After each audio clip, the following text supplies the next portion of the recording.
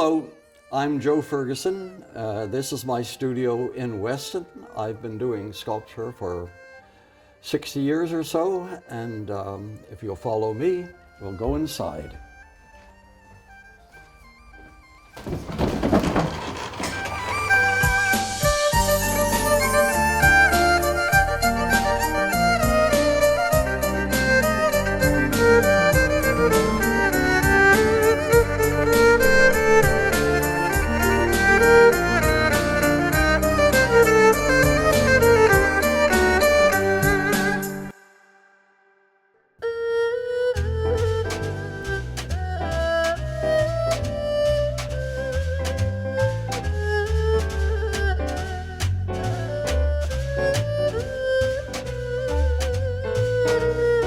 I'm Joe Ferguson, and I want to welcome you to my studio.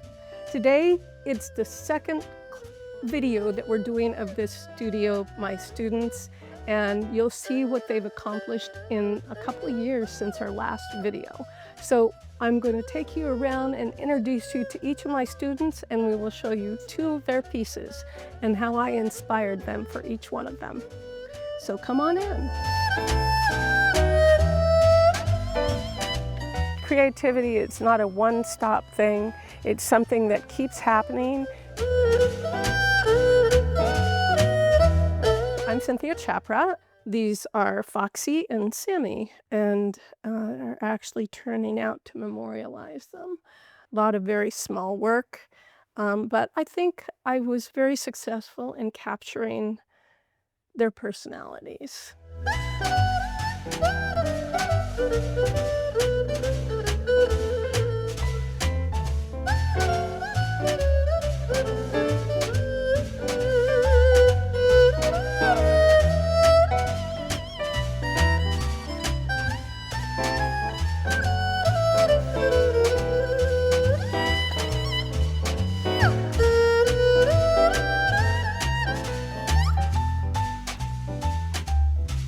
It's remarkable how everybody just progresses.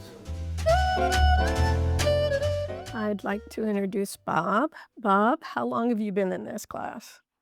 About 5 years. And I know you're very prolific, and I know you like to use large pieces and make large pieces of work, but what is your inspiration for this piece?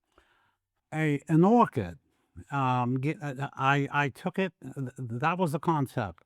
The leaves on an orchid typically are big, green, they come out, and then the orchid comes up, or the stem comes up and swoops, and then you have a cluster. And somehow this is what happened with that notion in mind.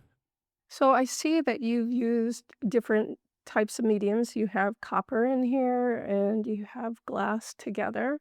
Yep. And I'm pretty sure you have glass on glass. How did you attach those things? Glue. Some of the glues today are spectacular, and they set very quickly. And they're clear. And in a case like this, that's where I need it. I find that curves, you instantly pick up on it with your eye, and they just make your eye follow. That's all. It flows with. And I'm always looking for that effect. Good rhythm. I love the movement on this piece. This is one of my favorite pieces.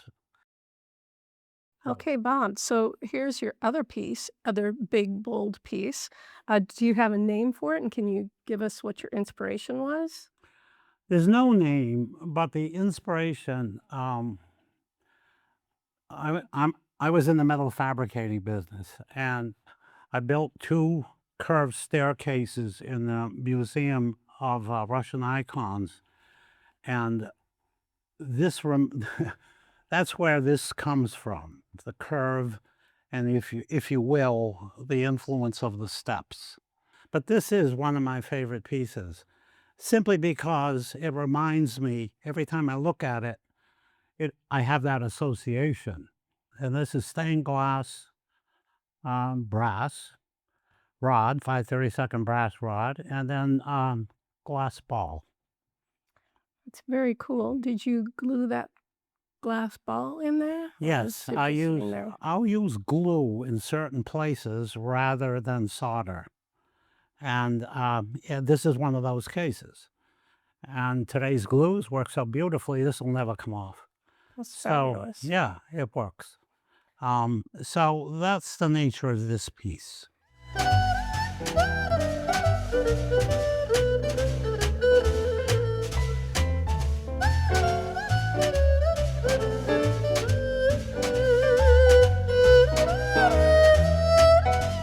I want to say something here about Joe and his influence, okay?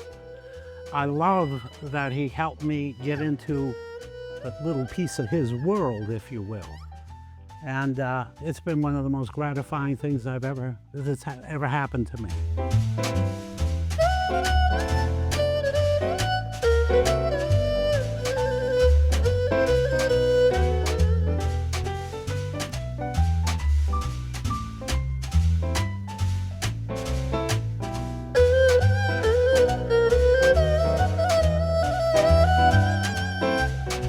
I'd like to introduce Richard. Richard, how long have you been in the men's group? I started, I think, in 2017, so it's been almost 10 years, I think. And you've done many pieces since you started, I know. Well, I've done a couple.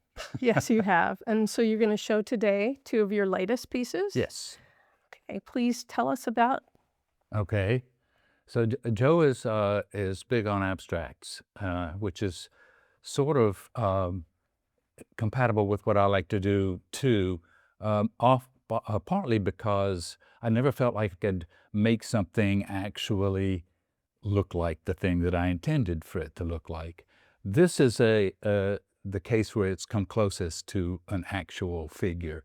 I thought I would use the idea of an octopus as the basis for these arms with all that curvature, which is sort of the abstraction part of it that I was interested in. And I didn't expect it to really look as much like an octopus as it turned out. The only issue I had is that there were only 7 arms instead of 8. So it took on the name septopus instead of octopus. What was the most difficult part of this creation? Well, I guess it was taping these tiny pieces. And it was, of course, very tedious to do that many of them. And how did you decide to choose the colors that you chose? Did you find a piece of glass you liked, or what did you do? Well, for the arms, it seemed that focusing more on blue would be best just because it's an underwater creature, with some other colors in there for effect. This part of it, I happened to have that piece of glass, and it seemed like this was a good use for it. So Richard, this is definitely more along the line of what Joe would like to see, very abstract. Could you tell us about this piece and what inspired you? Yes, after doing Septopus, I went back to something that was a little bit more abstract. This one, I guess I had as an initial idea is to have some basic form to use, and it turned out to be these like crescent moon shapes. And then I wanted to position it in ways that it gave a kind of a swooping feel as it came up. You know, it just kind of grew as it's supposed to grow into the abstract piece that it is. But I love the way that you took a little different approach with your red piece that swoops around, and then with the absence of the circle in the circle. I think that's quite cool. I love the choice of colors that you've made. Oh, thank you. Yes, it was, I wanted to get colors that were compatible, but not too many of them. And you mentioned this swoop here. I have to admit that that was put in there after a discussion with Joe about... Oh, really? He always has some great ideas.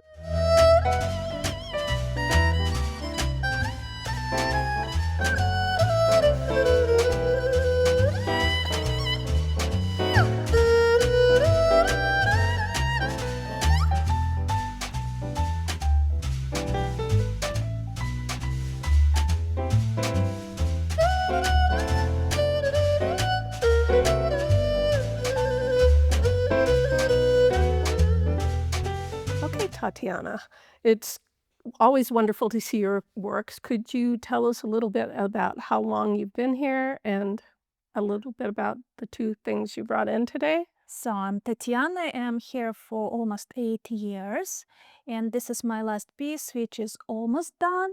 And it took me about a couple months. You can see that this is 3D thing, which is gonna be hung on a window, and it's pretty self-explanatory. Like we're going from the countryside to the city and to the countryside again. It's like circle around.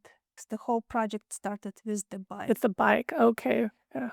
It's a lovely bike and great colors. It's a mix of stained glass and fused glass. I mixed up different medias like fused glass, stained glass. I used the copper here. So it's so different medias, so many different medias used here that usually it's not put together. I think it's wonderful. Okay, so Tatiana, this is your wonderful fish. Could you please tell us what your inspiration was and what you did to put it together? I cannot say that I had whole idea right away. First of all, I saw the shape, like I made the frame, and then we added the eye first, which made added the character and added the stuff around the eye, and then scales came up and all small pieces around, which made it more shiny. And some of the metal pieces that you put in add so much texture and rhythm to it, like around the eye, a different type of metal edging. I like this type of framing. It's made for framing actually, but I think it works well because it's not. It adds some rhythm and adds some kind of again movement here.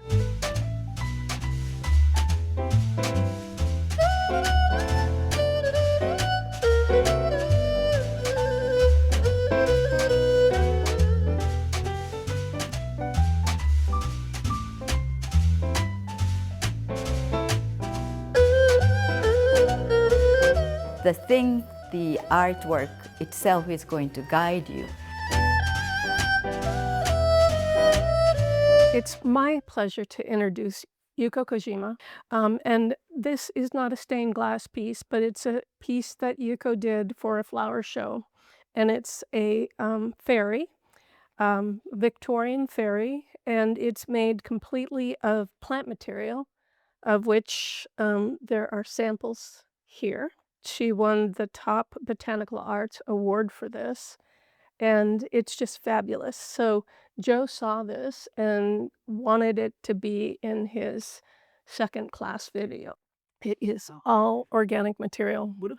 Is it painted? Yes, she painted it. Painted it with what?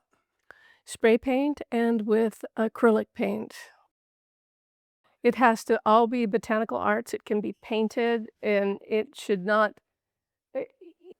really look like you just put a whole bunch of dried flowers together. It's trying to use pieces and parts and make them look like other things. And she just sort of knocked it out of the park with this. This is the second piece that Yuko Kojima was going to show today. And from the last class video that Joe had, Yuko had just started this with one big piece of wire that Joe gave her and said, you have to do something large. And she had bent it, and she was in the window on a stool to be tall enough to show this one big bend of wire that she wanted to use. She got her inspiration for this piece from a god who had a bag of wind. So this is the wind in the bag, the whole swirling effect of the glass. But this is a fabulous piece that will end up in her yard this summer.